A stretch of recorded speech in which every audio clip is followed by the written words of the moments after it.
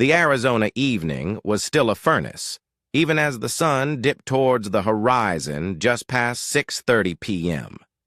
Ruben Ellington steered his car off Loop 101, pulling into the inviting shade of the Sierra Marray Resort's driveway in Scottsdale. The very air shimmered above the heat-soaked pavement, a testament to the day's lingering warmth, while the distant mountains bled into the horizon with strokes of vivid orange and soft pink, as if painted across the sky. A low sigh escaped Ruben as he finally shifted his car into park, the engine quieting to a hum. In the back seat, his 9-year-old Aubrey was finally lost to sleep, her cheek pressed against the window, lips slightly parted. Her worn tablet lay forgotten in her lap, a paused cartoon still glowing on the screen. Ruben simply sat there for a moment, unmoving, not overthinking, just absorbing the quiet. The 6-hour journey from San Diego had been long, punctuated by gas stops and quick fast food bathroom breaks. Truth be told, he hadn't needed to make the trip himself, not in a professional capacity anyway. Yet, despite the option to delegate, something about being here personally felt profoundly right, even necessary. This very Sierra Marray recently unveiled after a 6-month renovation overseen by his own management firm was indeed his. Yet his ownership was a closely guarded secret, a deliberate choice to keep his extensive investments out of the public eye. But this trip transcended business. It was born of a promise. For 2 days hence marked Aubrey's birthday, and ever since she'd first glimpsed photos of the resort's magnificent waterfall lobby, her excitement had been boundless. So, bypassing the typical Disney chaos, Ruben had chosen this tranquil oasis for just the two of them. He caught her reflection in the rearview mirror, a soft smile touching his lips. "Hey, baby girl," he murmured, gently tapping the steering wheel. Aubrey stirred, her eyelids fluttering open. "Are we here?" she whispered, still half asleep. A warm grin spread across Ruben's face. "We're here." Her drowsiness vanished instantly. She stretched, a small gasp of excitement escaping her. "Can we swim tonight?" "Let's get checked in first," he replied. "Then we'll see about that pool." Stepping out, the dry heat enveloped him instantly, a familiar, almost welcome sensation. His knees gave a slight crack, a subtle, persistent echo of his years overseas, a reminder that lingered regardless of comfort or time. He rounded the car to open Aubrey's door. She emerged, clutching her small pink backpack as if it were spun from fragile glass. Ruben, in his faded navy t-shirt, cargo shorts, and well-worn running shoes, hardly projected the image of a wealthy man.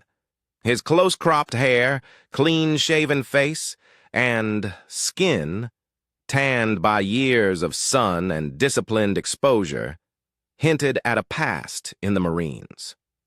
He wasn't here, however, to be recognized for his history or his fortune. He was simply here to rest. He retrieved Aubrey's compact suitcase from the trunk, and, together, hand in hand, they walked towards the resort's grand entrance. Inside, the air was a welcome balm, cool and subtly scented with lavender and cedar. The ambient sound of the magnificent indoor waterfall, a gentle cascade, exactly mirrored the pictures Aubrey had so admired.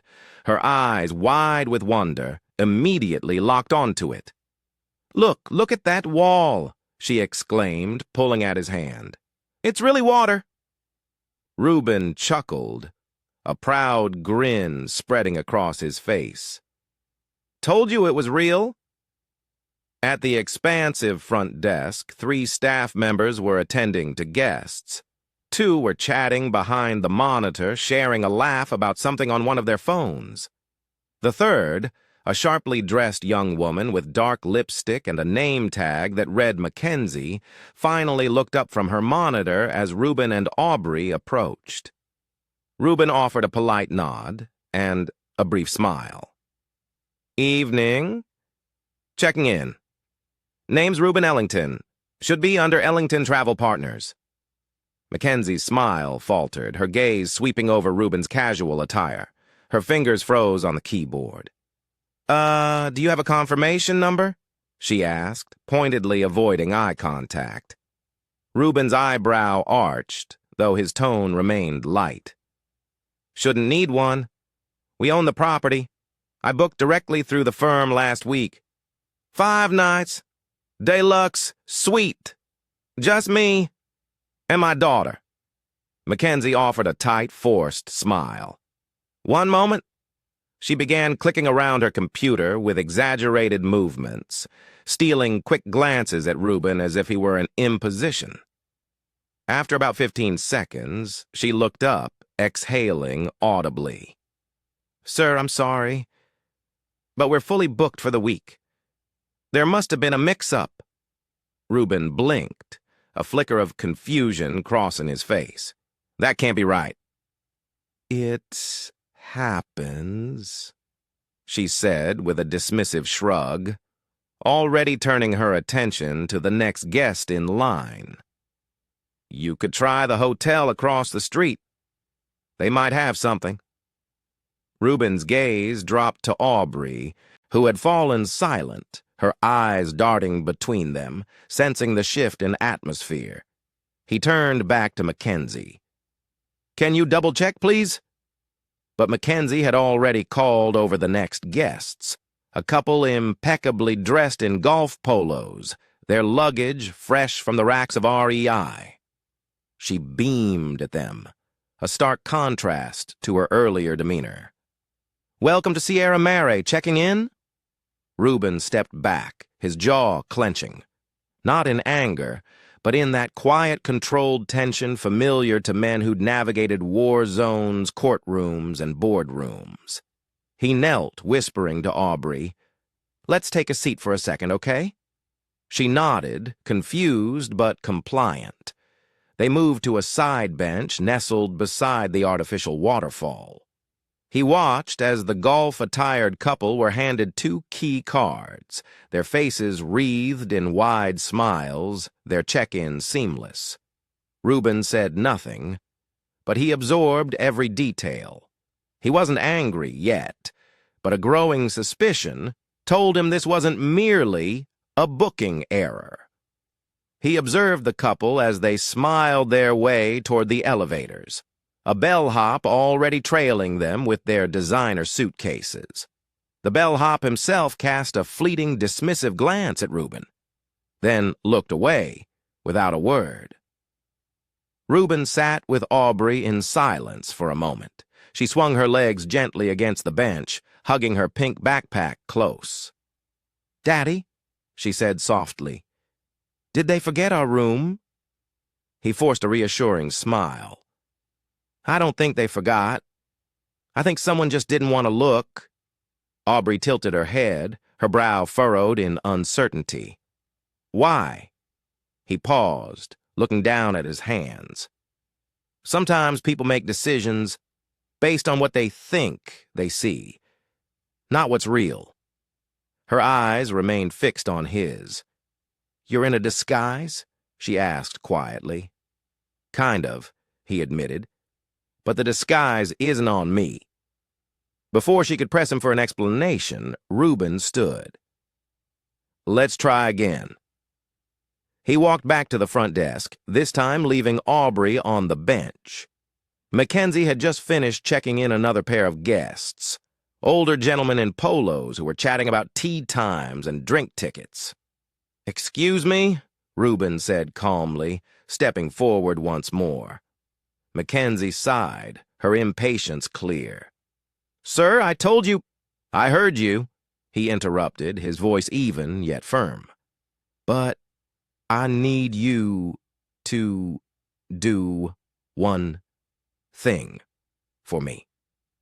Type in the name Ellington Travel Partners, and check the reservations under that file.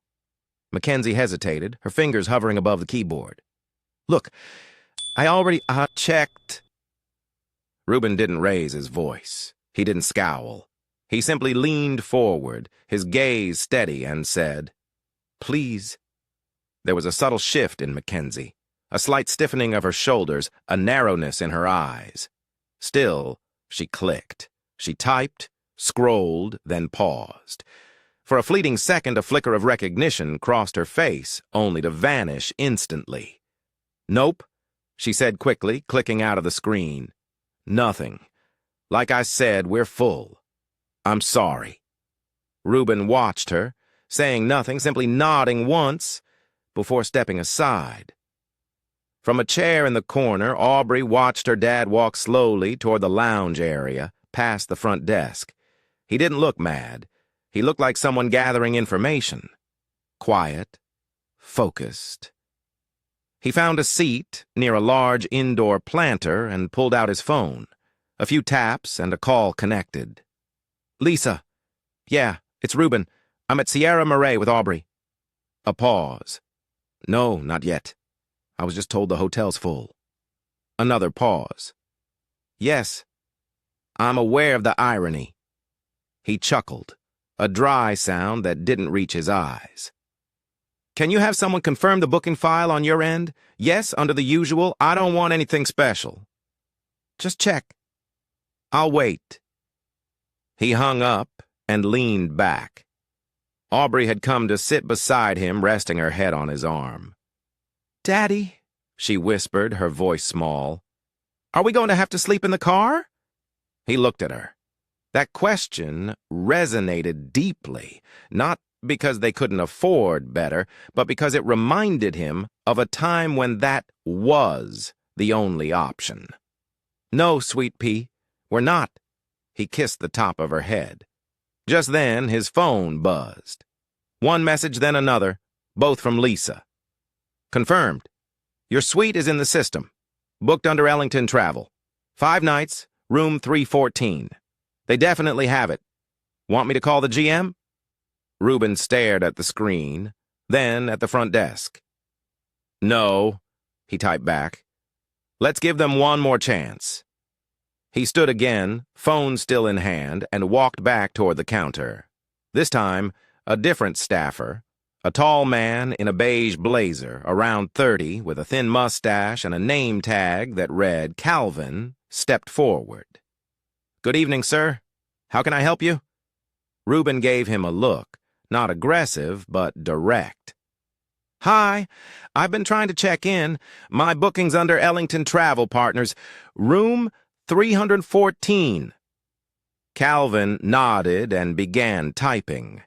Mackenzie, standing nearby, suddenly grew quiet. After a few seconds, Calvin blinked and looked back up. "Huh? You're right. It's here. 5 nights deluxe suite. My apologies, Mr. Ellington." He didn't even flinch at the name, but Mackenzie did. Just a little. Ruben kept his voice even. "So, the room's available." Calvin cleared his throat. "Yes, sir. Not sure why that didn't come up before. You might want to look into that," Ruben replied, his voice calm. Calvin nodded. "Absolutely. I'll get your keys printed. Would you like help with your bags?" "No," Ruben said. "I'd like to speak with your general manager now." Calvin paused, a hint of unease crossing his face. The GM's not in until tomorrow morning." Ruben tilted his head.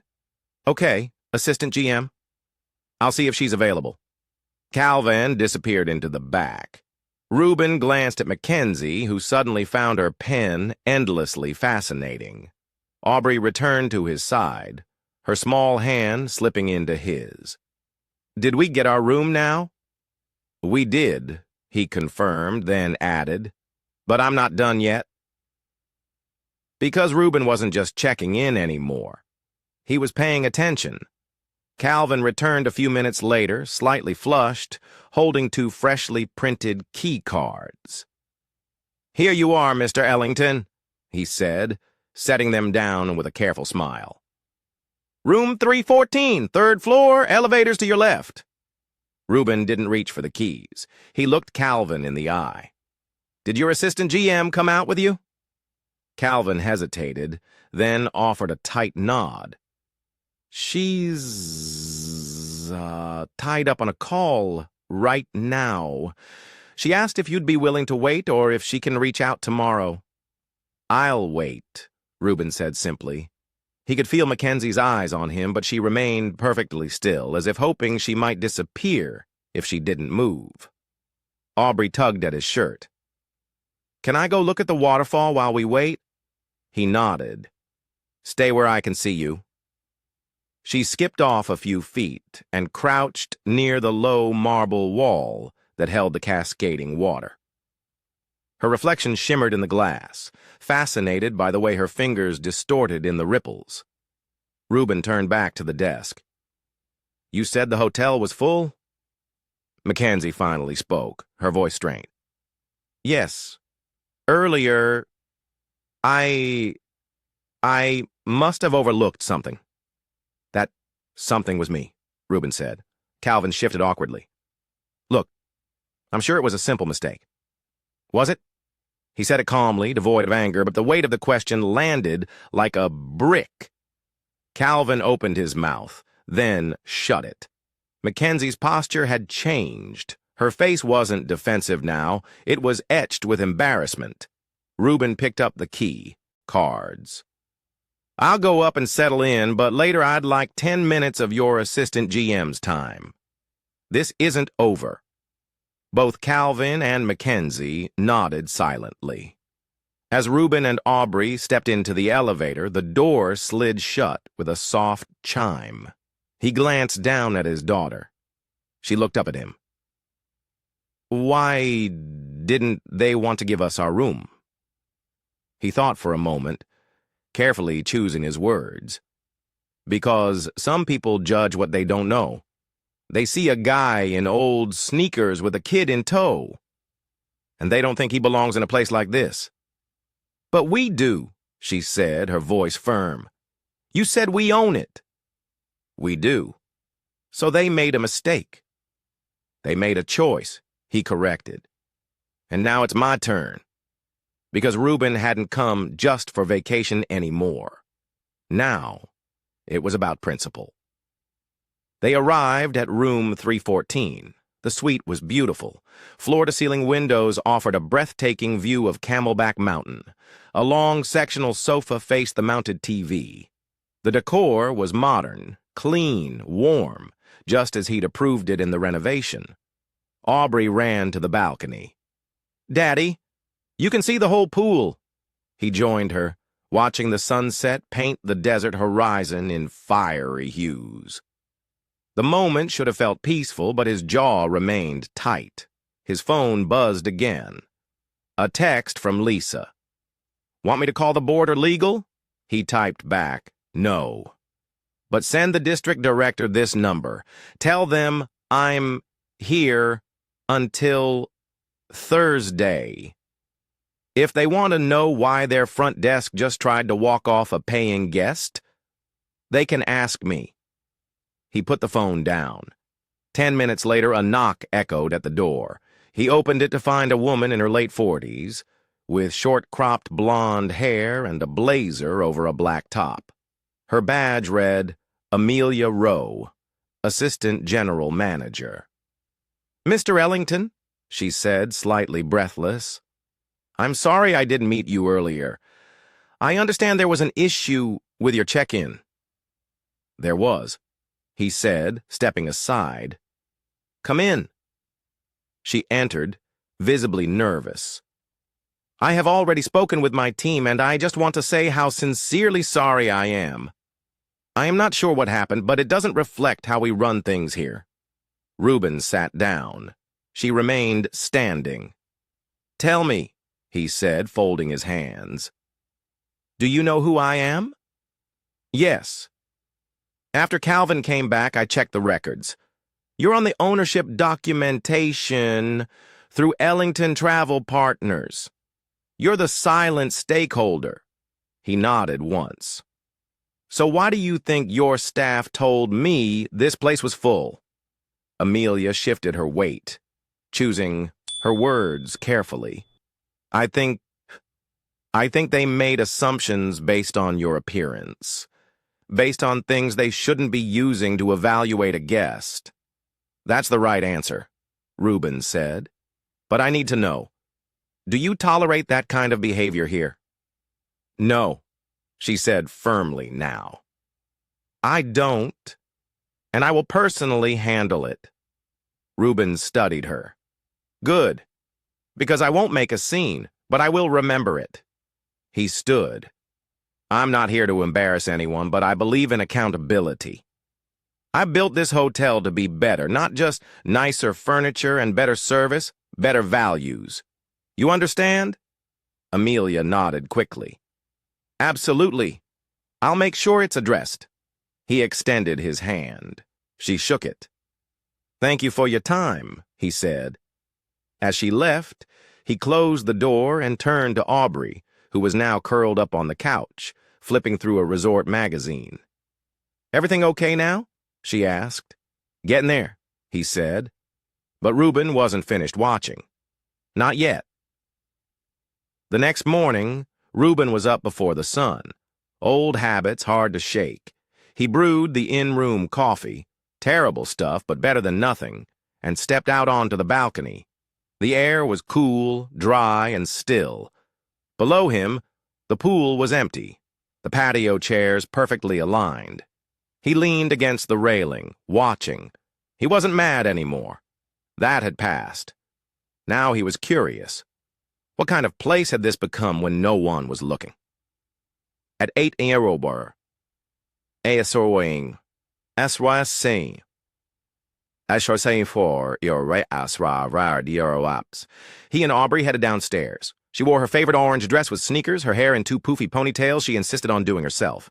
Ruben wore the same kind of outfit as before. A plain t-shirt, old jeans, no watch, no labels. They looked like any father and daughter on a simple getaway. That was the point. As they passed through the lobby, he noticed Mackenzie at the desk again. Her smile was tight, eyes down, her hands fidgeting with something under the counter. Calvin stood nearby, overly polite to the well-dressed guests, who came in asking about the breakfast buffet. Ruben didn't stop. He and Aubrey made their way to the main restaurant, Desert Bloom Cafe, just off the lobby. Table for two? Asked the hostess, a young woman with box braids and a clipboard. Yes, please, Ruben said. She smiled genuinely. Right this way. That was a good sign. They were seated near the windows. Ruben ordered a veggie omelet and coffee. Aubrey went straight for the pancakes with chocolate chips and extra syrup. Midway through the meal, Ruben noticed something. An older couple, white, in their mid-60s, clearly local regulars, were seated nearby. When the hostess walked away, they called over a server directly. We don't want to sit this close, the man said, casting a glance in Ruben and Aubrey's direction. Can we be moved somewhere quieter? The server glanced around. The only nearby table was next to Ruben and Aubrey. She hesitated. The woman chimed in. We'd prefer to be away from all the activity. The word hung in the air, waited, and the man looked straight at Ruben when he uttered it. Ruben said nothing. The server, looking uncomfortable, walked them toward the other side of the restaurant, away from them. Aubrey didn't seem to notice. She was engrossed in drawing a bunny on her napkin with syrup. But Ruben noticed, and so did someone else. The hostess, the same young woman who'd seated them, approached quietly a few minutes later. Everything okay over here? Ruben smiled. We're good, thanks. She lowered her voice slightly. I just wanted to say I saw that, and I'm sorry. That couple's known to be a bit sensitive. Ruben looked up at her. You handled it well, she nodded once. Thanks. Let me know if anyone else gives you trouble. She walked away, head high, back straight. Now that was someone worth investing in. By 10 hours a.m., they were back in the lobby. Ruben took a seat with his coffee and opened his phone, pretending to scroll. Aubrey sat nearby with her headphones, watching a movie, but he was watching everything. One guest, a younger black man in a suit, possibly in town for a conference, walked in and approached the front desk. Ruben saw Mackenzie tense immediately. The man was polite, handed over his ID, and stated his company had booked through the corporate rate. Mackenzie looked it up, then told him she didn't see it. He asked her to try again. She said there was nothing she could do, told him to call his company and come back with a confirmation. The man, clearly embarrassed but keeping his cool, stepped away and dialed his phone. 30 seconds later, Ruben stood up, walked up to the desk. "Excuse me," he said to Calvin. "Can I speak with Amelia?" Calvin flinched as if he'd been anticipating this very moment. "She's actually not in yet." Ruben turned to Mackenzie. "You sure about that?" Mackenzie's face paled. "I'll check," Calvin said, already reaching for the phone. Ruben turned to the young man still on his call. "What company are you with?" This man looked surprised. "T-Vest Energy. They told me everything was handled." "Did they tell you which room?" "Standard King." Ruben nodded. "They booked through our corporate rate last week. I approved the contract." The man's eyes widened. "Wait, are you, I'm Ruben Ellington," he said calmly. "This hotel is mine." Mackenzie didn't move. Calvin nearly dropped the phone. Ruben turned to her. "You saw my name yesterday. You saw my face. You chose to act like I didn't belong here." Silence. "And now, this gentleman, who looks like me, dresses better than I do, speaks respectfully, comes in and suddenly the system's blank again." He stepped back. "I don't want excuses. I want accountability, and I want to see Amelia when she is in today." Ruben turned back to the young man. "You'll have your room in 5 minutes." He waved over the hostess from earlier. "Can you help him get settled?" She nodded. "Of course." Ruben watched her walk off with the guest. Then he sat back down next to Aubrey. She looked up. "Did you fix it again?" He sipped his coffee. "Working on it." Because this time, he wasn't just observing. He was taking names.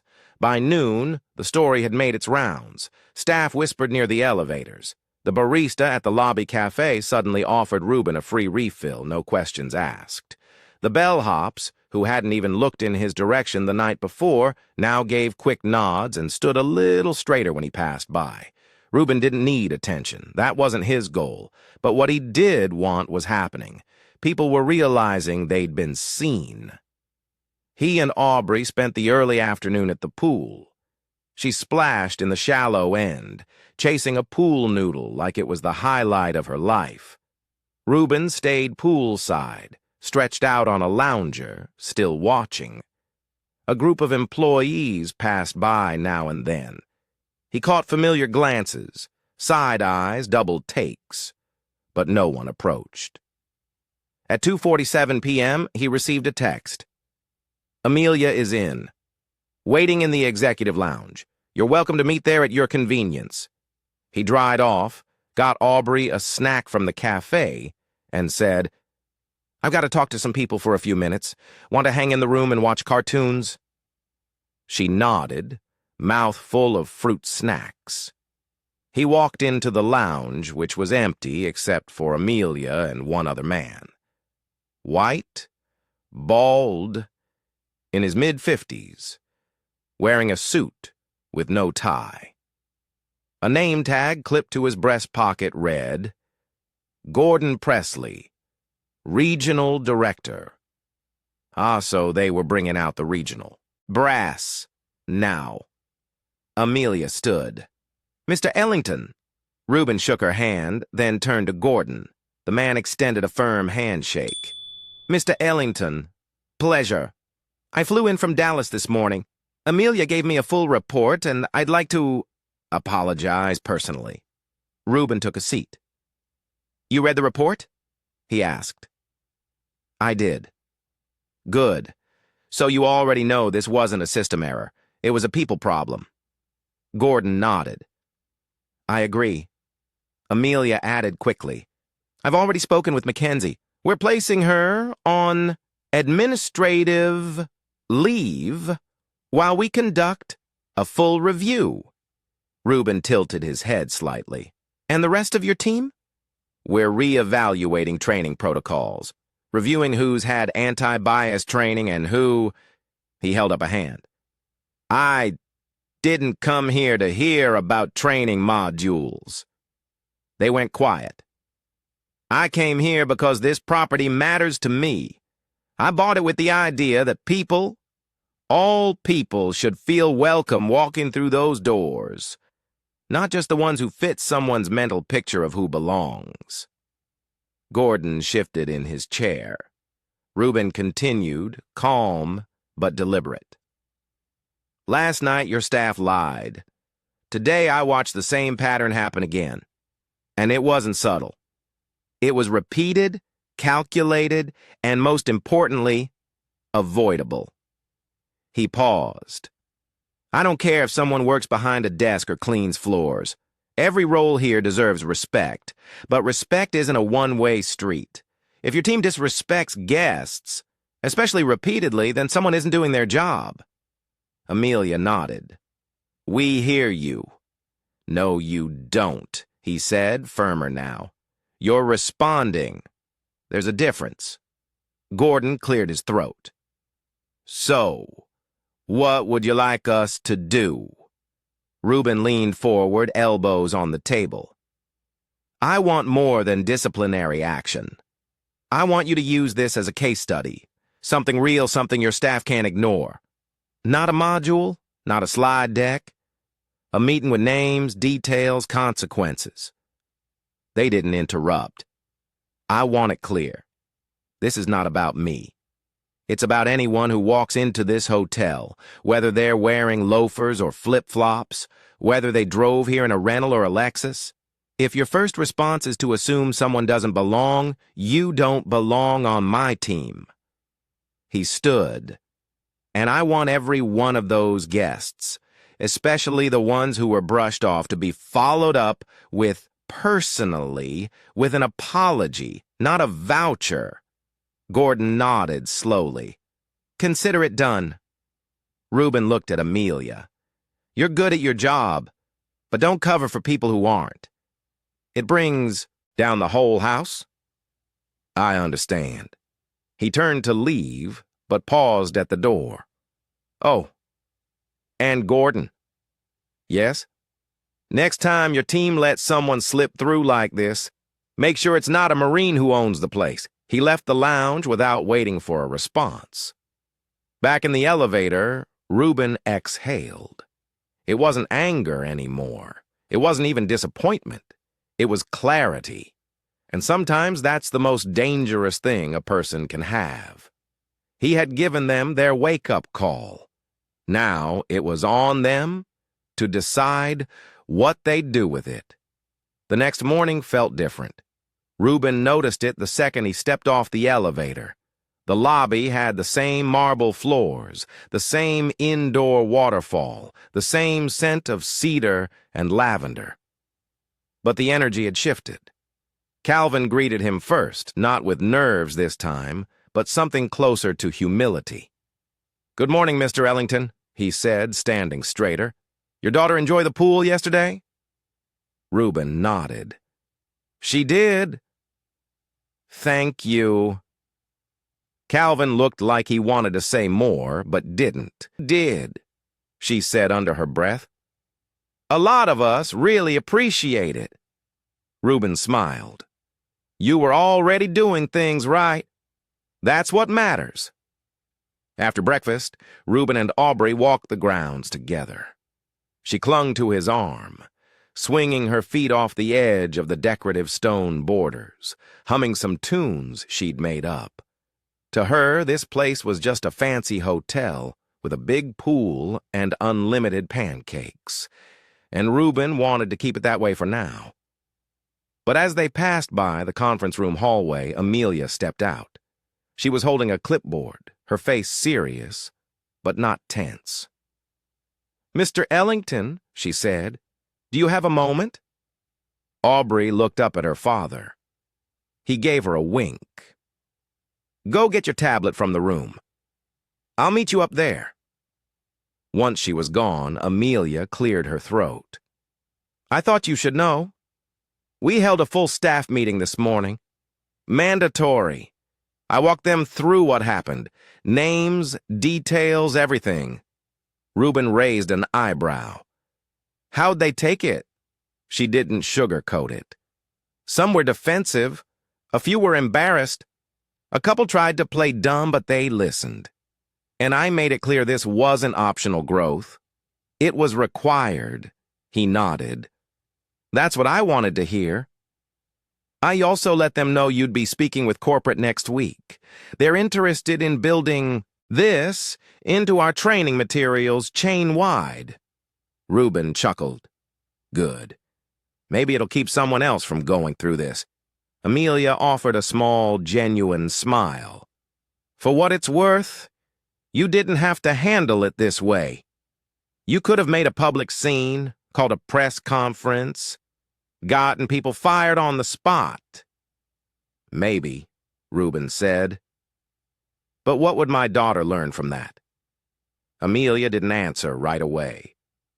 "She'd learn that power is something you swing," Ruben said. "Not something you stand on. That's not what I want for her. I want her to understand respect, not revenge." Amelia looked down at her clipboard. "We'll do better. I promise you." "I believe you." He turned to go, then stopped. "Let me ask you something," he said over his shoulder. "If I'd walked in here wearing a suit, no kid, different last name, do you think this would have happened?" Amelia was honest. "No, probably not." Ruben nodded. "Then we both know what needs to change?" Later that afternoon, Aubrey wanted to visit the gift shop downstairs. She had $10 of birthday money burning a hole in her pocket. As they browsed, Mackenzie entered the store quietly. She looked smaller than she had a few days ago. Not physically, just less sure, less sharp around the edges. "Mr. Ellington," she said, her voice quiet. Softly. He turned. "I wanted to say I'm sorry for how I treated you, for how I looked at you." Aubrey was thumbing through postcards nearby, oblivious. "I've been thinking about it a lot, and I realized I assumed things I had no right to assume. And I can't take it back, but I'm sorry." Ruben studied her face. She meant it. You could tell when someone wasn't putting on a show. He gave a small nod. "Thank you for saying that." She looked relieved. "I don't expect you to forgive me, but I do forgive you," he said. "But I won't forget. And neither should you." She swallowed and nodded. "I won't." As she walked away, Aubrey ran up, holding a stuffed javelina toy. "Daddy, can I get this?" He chuckled. "What is that?" "It's a desert pig." He held out her $10 bill. "It's all yours, boss." They spent the rest of the trip enjoying themselves. Pool days, room service, movies before bed. And for the first time in a long time, Ruben felt like he wasn't just fixing things.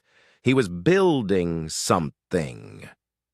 On their final morning, as they loaded up the car, Calvin came outside with 2 cold water bottles and a paper bag.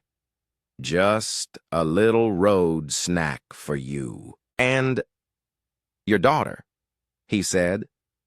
"Muffins from the kitchen. No charge." Ruben accepted it. "Thank you." Calvin looked him in the eye. We won't forget the lesson, sir. I hope not. He buckled Aubrey into the back seat, gave her a kiss on the forehead, and slid into the driver's seat. As they pulled away from the Sierra Marray, Aubrey said, "Daddy?" "Yeah." "You're like a secret superhero." He smiled. "Nah, just your dad. Because sometimes the biggest power move is walking away with your head high and your hands clean. Don't judge people by what they wear, how they look, or what you think they can afford. Respect is free to give and costly to ignore.